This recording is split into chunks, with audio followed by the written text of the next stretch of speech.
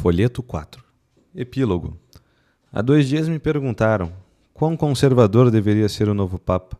Respondi o seguinte e ainda acredito. A Igreja é uma instituição com 2000 anos de existência. Além da sua identidade espiritual, ela é uma instituição histórico-social. Repito, com 2000 anos de existência ininterrupta.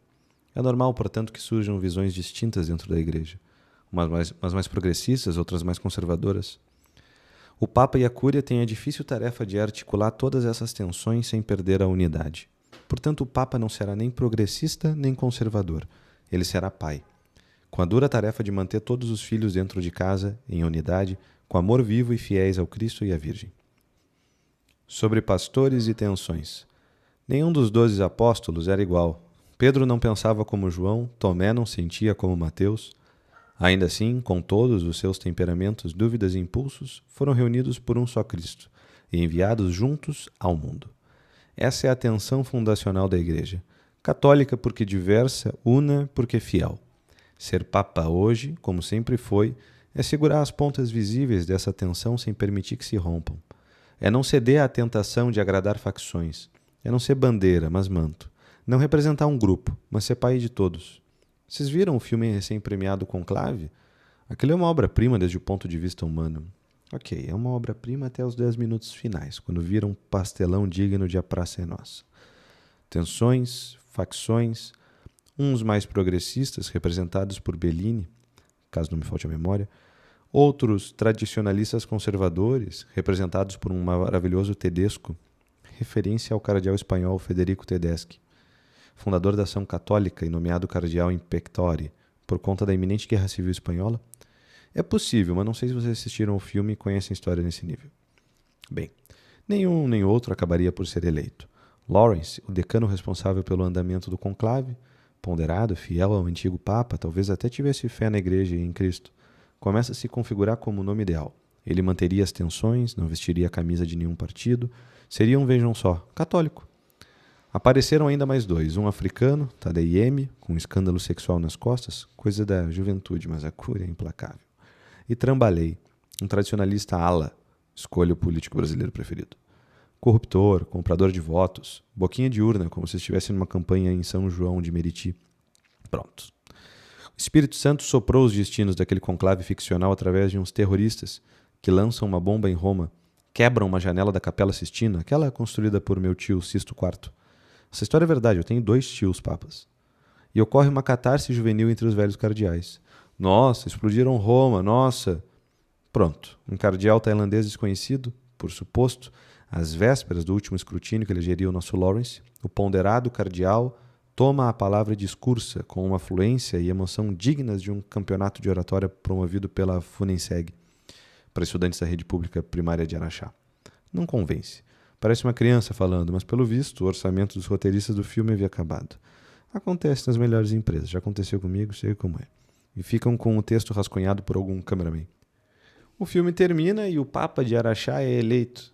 Ele era hermafrodita e tal, mas isso nem vem ao caso. Gosto dele porque não estava ao lado de ninguém, não tinha partido, era sincero. Eu sei, ele era hermafrodita, mas não estou fazendo teologia, horas. Eu estou cá numa crítica cinematográfica livre, deixe-me em paz. Quem espera um Papa do seu lado já começou errado. O Papa não é nosso, ele é do Espírito. E a função do Espírito não é confirmar nossas opiniões, mas nos levar à verdade completa. João 16, versículo 13. Mesmo quando isso nos incomoda. A Igreja sempre teve disputas internas. A diferença é que hoje, ao invés de se resolverem nas celas de um mosteiro ou nos bancos de um sínodo, ela se desenrola em tempo real, nas redes, nos jornais, nos sorrisos congelados de algumas fotos. Mas o mistério é o mesmo. O Espírito continua a conduzir a barca por dentro das ondas. É por isso que o Papa que virá, qualquer que seja o nome, o rosto, o país, precisará ser, antes de tudo, um homem de silêncio interior. Alguém capaz de ouvir, alguém capaz de sustentar contrários, alguém capaz de perdoar com autoridade e corrigir com amor, alguém, enfim, que não tema ser chamado de pai e, por isso, não tema também ser incompreendido como tal. Roma em tempo de sede vacante. Notas de um itinerário entre relíquias, santos e súplicas por um novo Pedro. Acordei cedo. Café da manhã no hotel, pouca coisa. Não comi os maravilhosos doces com Nutella e outras delícias, ainda querendo alongar a quaresma. Coisa minha, não copiem. Peguei uns ovinhos mexidos, ricota, pimenta preta, um copo d'água, café. Sentei-me nesta varanda maravilhosa para trabalhar um pouco, enquanto as simpáticas funcionárias, já sabendo do meu gosto por expresso curto, de 15 em 15 minutos, voltam com uma xícara repleta do maravilhoso líquido energético e quente, o combustível dos campeões intelectuais. Entre pedras e ruínas, mas com outra intenção. Depois desci, andei pela Pinha, fotografei algumas ruínas. Não me interessavam as ruínas, era outra coisa que procurava. Passei pela igreja do Jesus e entrei. Ali repousa Santo Inácio de Loyola. Rezei, saí. Caminhei até a Piazza della Minerva e vi a fachada azul de Santa Maria sopra Minerva, a única igreja gótica de Roma escondida por uma sóbria fachada renascentista. Contém o corpo de Santa Catarina de Siena, túmulo de Fra Angelico. Vocês não acham isso maravilhoso? Sopra Minerva. Sobre Minerva. Isso mesmo. Sobre a deusa Minerva. Sobre seu templo. Talvez um templo para a tríade capitolina. Minerva, Júpiter e Juno. Mas isso não importa agora. Não somos historiadores. Somos fiéis que se regozijam com o que é ser católico. Não rejeitar nada. Absorver, respeitar, ressignificar, preservar com amor e memória viva. Nossos templos conversam com os templos pagãos. Na medida do possível, óbvio, pois havia pouco mármore e ouro disponíveis na época. Era normal retirar colunas, placas de mármore e bronze de um lugar para o outro, não para apagar memórias, mas por simples escassez de recursos materiais. Cruzei pela São Eustáquio e fui até a Universidade de Santa Croce, onde me confessei, em italiano. Participei da missa e fiz leitura espiritual. Encontrei o Mateus, doutorando no corredor, indo ao banheiro. Disse-me que se casará em breve, na Colômbia. A vida continua e os sacramentos vão sendo celebrados, mesmo com a sé vacante. As relíquias, lenhos e cravos. De lá fui até Santa Croce, em Jerusalém. Vocês precisam ir lá, na segunda vez que vierem a Roma. Não é próximo do centro histórico de Roma, 55 minutos a pé daqui do hotel. Vi os pedaços do santo lenho, sim, a cruz de Cristo. Os cravos da paixão, a inscrição posta sobre o lenho vertical da cruz. Tenho a impressão de que o travessão exposto é aquele que prendeu os braços de Cristo. Portanto, o travessão horizontal, o que restou. O patibulum, a trave horizontal da cruz, só ele. O eixo vertical, aquele que liga a terra ao céu, o tempo à eternidade não está ali. E gosto que não esteja. Gosto desse mistério, das coisas como tem de ser. A ligação entre o céu e a terra não está ali representada através de um madeiro. Cristo e nossa alma em casa são esses stipes crucis, o mastro vertical já fixado no local da execução, unindo o céu e a terra. A oferenda, a elevação da alma, o vínculo com o alto. Fiquei parado diante da trave, lembrando que a cruz não é apenas instrumento de suplício, mas figura totalizante do mundo, onde o eixo vertical, ligando a terra e céu, representa o sentido do absoluto, o eixo horizontal, onde nos movemos, o campo da ação humana. Ali, diante do lenho mutilado, vi o que somos, homens limitados ao plano horizontal, ocupados com o mundo, o tempo, as relações, os braços abertos, mas frequentemente sem o eixo que nos sustenta, sem a direção para cima. Falta-nos o eixo, falta-nos o céu, ainda. E sem esse eixo, a cruz não é cruz, é só um madeiro, uma trave para bois e vacas. Cristo, no entanto, foi inteiro, e a ausência da madeira não anula a presença da oblação, porque o sacrifício não depende da visibilidade da estrutura, mas da verdade do coração que nela se deixa pregar. Não sabemos onde está aquele vertical, aquele que é símbolo da ligação entre a terra e o céu. Vemos piedosamente aquele que amarra a humanidade santíssima do Senhor, o horizontal. Tive um pensamento simples: o próximo Papa também terá de abraçar essa madeira. E seu próprio corpo será o madeiro vertical. E o meu? Que seja, unido ao vice-Cristo, madeiro vertical, que receba os pés ao tronco e a santa cabeça do Cristo e se orgulhe de ostentar na parte superior aquilo que outrora fora a causa da condenação, mas hoje é causa da nossa máxima esperança. Jesus Nazareno, Rei dos Judeus, meu Rei. Eu sou essa trave vertical. E tu?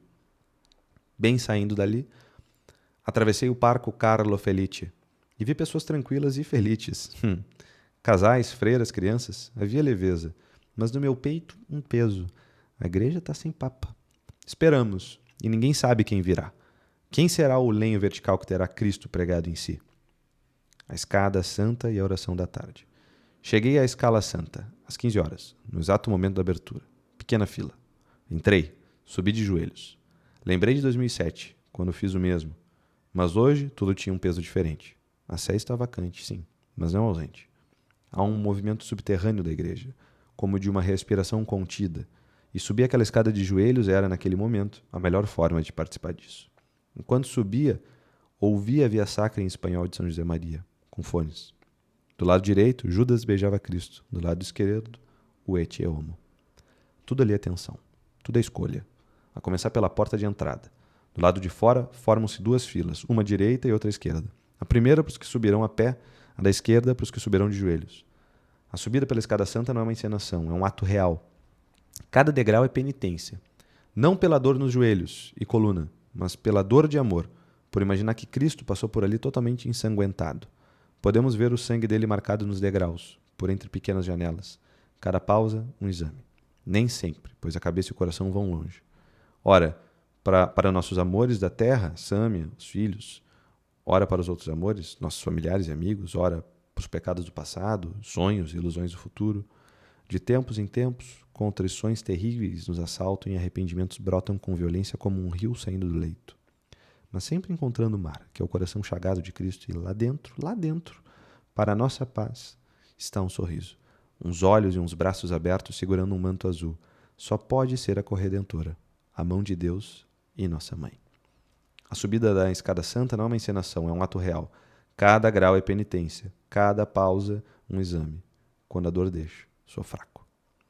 A tradição diz que ali, sobre aquelas pedras, Cristo subiu ao pretório de Pilatos. Santa Helena trouxe os degraus de Jerusalém, Roma os acolheu. Os fiéis, desde o século IV, os sobem, mas não sobem sozinhos. Ali exerceu seu ministério por mais de 3 décadas o padre Cândido Amantini, exorcista da diocese de Roma. Foi chamado de um novo curadars por seu discernimento e rigor. Considerava aquele lugar uma trincheira e o tratava com devido temor. Ali também rezava com frequência Edvige Carboni, mística italiana, que dizia experimentar nos degraus da escala santa as dores da paixão, como se o Senhor ainda sangrasse naquelas pedras. Para ela, cada passo era um gênero de sacramento. Piedosos exageros dos místicos. Respeitemos e sejamos devotos. Subi com tudo isso na mente. Na verdade, comecei com tudo isso na mente, mas bastou ajoelhar-me e nada mais estava lá. Nenhuma dessas ideias apareceu, nenhuma.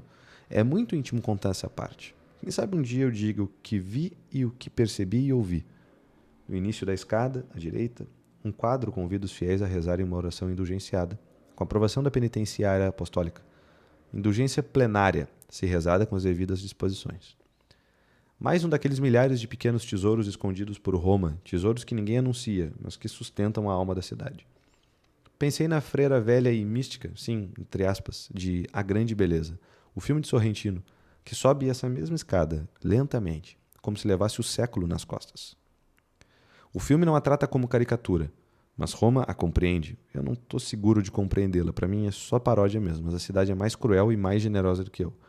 Ela sobe, não fala, não precisa, talvez porque não tenha nada para falar. Pode ser mera diaba, não sei, não estou convencido. E eu ali, entre o peso dos santos, a leveza do silêncio e o barulho dos peregrinos que se escoravam nos outros, subi também. Não para pedir um papa do meu lado, mas para que venha um Pedro, com os joelhos firmes. E tudo isso é um pouco exagero.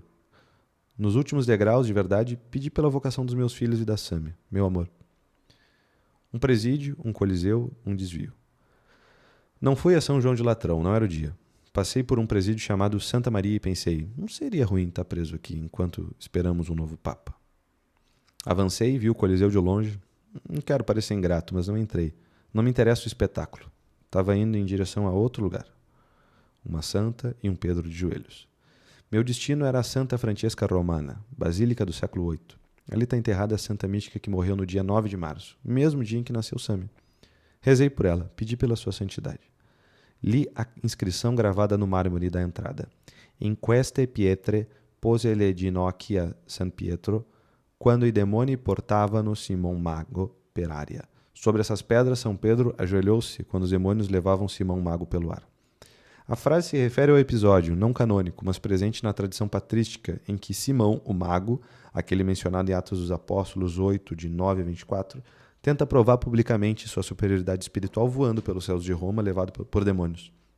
São Pedro, diante da multidão, ajoelha-se e ora com força, pedindo que a falsidade seja desmascarada. Então Simão cai do alto, se machuca gravemente e sua impostura é desmascarada.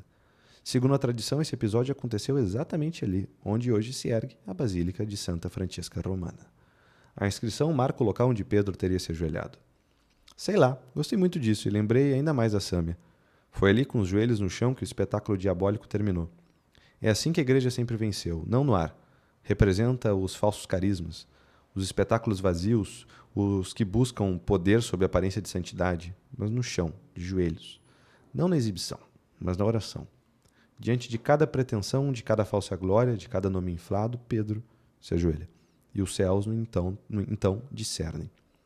A oração de Pedro, silenciosa, fiel e firme, derruba o milagre falso.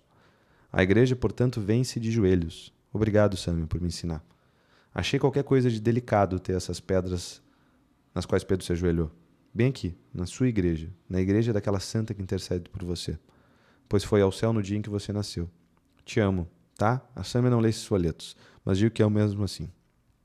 Pausa para o Ângelus. São 12 horas. Agora, e os sinos repicam. Ângelus, não, Regina Celli. Escadas e janelas fechadas. Sai da Basílica de Francesca Romana, contornei o foro, a coluna de Trajano, o vitoriano, subi os 124 degraus da Aracelli. Cada degrau um pedido. Na verdade, um único pedido, sem sentimentalismos. Lá dentro, o altar vazio. O bambino Jesus, a pequena imagem milagrosa que ali ficava e havia sido esculpida com a madeira de uma oliveira do Horto das Oliveiras, foi roubado anos atrás. Nunca mais voltou. A fé não se faz só de presenças. Também se edifica no que falta. Gosto disso. Não me dói. Sorrio. Acho graça de verdade. Uma relíquia foi roubada. Isso é engraçado demais e irrelevante. Perdoem-me os historiadores. Lá de cima vi a cidade. Roma em espera. Roma silenciosa. Roma querendo saber quem será o próximo Papa? Será? Às vezes tenho dúvida. Às vezes, estando por aqui, tenho a impressão de que tanto faz. Não por desleixo ou por falta de amor, mas justamente pelo contrário. Sabemos que iremos amar quem quer que venha. Nossa família é assim, há 2000 anos. Que venha o próximo Pedro, preto, asiático, intelectual, prático, guerreiro, tímido, showman. Iremos amá-lo, puta que pariu. Como é bom ser católico, puta que pariu. Uma pinha, um bilhete. Passei pelo largo de Torre Argentina. Ali, entre gatos e colunas partidas, estão os restos do templo de Diuturna e da Cúria de Pompeu, da chamada Torre del Papito. É um lugar discreto, afundado abaixo do nível da rua, como se a história lhe tivesse sido soterrada e mantida viva pela insistência do silêncio. Diuturna era uma deusa das fontes, ligada à pureza e ao socorro. Mas ali, hoje, o que se vê são pedras desordenadas, pedestais vazios. Lindos, tá? A Cúria de Pompeu, segundo a tradição, foi o local onde Júlio César foi assassinado. Podemos ver estátuas erigidas para ele com flores, como se até hoje os romanos o velassem. Isso dá uma análise política importante, mas não é hora nem local para fazê-lo. Uma morte em meio ao poder, uma queda no centro do império. Como se dissesse, você quer ordem? Quer justiça? Quer esperança? Escolha quem servir. Voltei ao hotel. Encontrei um bilhete da Sam entre as roupas na mala. Te amo, você faz falta. Um brinde contido. À noite, fui ao Girarosto Fiorentino, pedi carne, tomei vinho santo com cantucci, brindei em silêncio. Na volta passei pela Fontana di Trevi, não olhei. Passei pelo Panteão, não entrei. Passei por tudo sem parar, estou recolhido. Roma em vigília. Não foi um dia comum. Falei com amigos, com padres, com estudiosos, todos dizem o mesmo. Ninguém sabe quem será o próximo Pedro. Eu sei. Mas todos rezam. Eu também. Uns pontos de oração para quem quiser me acompanhar. 1. O ofício. Pescar, mas já não peixes. Tinham-se passado alguns dias desde a ressurreição do Senhor. Os apóstolos, obedecendo a ordem que Jesus lhes dera, por meio de Maria Madalena, voltaram a Galiléia. E lá em Cafarnaum, em meio à espera, Pedro decidiu retomar o seu antigo ofício, a pesca. Vou pescar, disse Pedro. E os outros disseram, vamos contigo. Pedro não havia deixado de amar Jesus. Havia chorado, sim, amargamente, e ouvira 3 vezes do Senhor a pergunta que restauraria. Pedro, tu me amas? Mas mesmo assim voltou ao barco, voltou ao que conhecia. O que fazem hoje os filhos de Deus? Alguns pescam, outros ensinam, operam, constroem. São médicos, engenheiros, soldados, pais de família, lavradores, advogados, jornalistas, padres, cada um em seu lugar, à espera da ordem divina. Lançai as redes. 2. A noite vazia, e a palavra que muda tudo. Naquela noite, os apóstolos pescaram e nada apanharam. Trabalharam em vão. Amanhecia. E então Jesus apareceu na margem. Filhos, tendes algo para comer? Não. Lançai a rede à direita da barca e achareis. Obedeceram. E a rede encheu-se. Era a mesma rede, o mesmo mar, o mesmo barco, mas agora com a bênção do Senhor. A ordem era a mesma de antes, mas vinha carregada de uma nova autoridade, de quem já venceu a morte, de quem fala com a força da ressurreição. Não se tratava apenas de pescar, tratava-se de lançar a rede para os homens. Farei de vós pescadores de homens. Os peixes, nessa cena, são símbolos de almas. São almas que esperam ser recolhidas, amadas, resgatadas. São seus amigos, seus parentes, seus colegas de trabalho, seus vizinhos. São as almas que Deus confiou a você. 3. Ir ao fundo e lançar de novo a rede. Grande é o lago, e há muitos peixes. Não há escassez de almas, há escassez de generosidade. Filhos meus, a nós não nos deve incomodar o barulho das almas. Não somos melhores que os outros, mas somos enviados, e por isso não podemos calar, nem adiar, nem cruzar os braços enquanto o mundo se perde de fome espiritual. A ordem permanece. Ide e pescai. Muitos estão esperando, e muitos mais não sabem que esperam, mas esperam. Deus quer pescadores que saibam remar, lançar a rede, suportar o frio da madrugada e a solidão do mar. Mas também quer pescadores que saibam reconhecer o momento, a hora certa de lançar, o lugar certo onde jogar a rede. Há um pouco de técnica, claro, mas há prontidão, há fé.